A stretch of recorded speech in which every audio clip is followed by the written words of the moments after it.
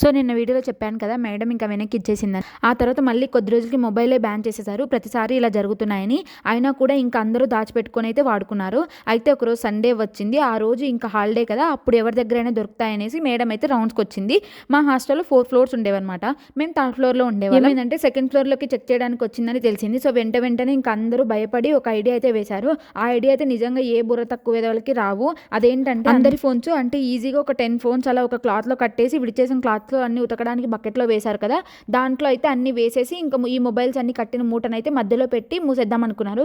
కానీ మళ్ళీ ఇంకొక ఆనిముత్యం వచ్చి ఒకవేళ అవి కూడా తెరిచి చూస్తే మళ్ళీ చిక్కిపోతామేమో అనేసి దాంట్లో కూడా వాటర్ వేసేసి బాత్రూంలో అయితే పెట్టేసి వద్దామని చెప్పింది. సరే అని అందరూ అలాగే చేశారు. బకెట్లోకి వాటర్ వేసేసి బాత్రూంలో అయితే పెట్టేసి వచ్చారు. బట్ నేను మాత్రం పెట్టలే. అందులో నేను నా ప్లాన్ ఎగ్జిక్యూట్ చేసుకుని సపరేట్గా పెట్టుకున్నా. ఇంకా చూడండి అప్పుడే మేడంకి అయితే చిక్కుకోలేదు, బ్రతికిపోయారు. కానీ మొబైల్ పరిస్థితి ఏంది, అసలు ఏమైనాయి అనేది నేను నెక్స్ట్ వీడియోలో చెప్తాను. అంతే. వీడియో. By by.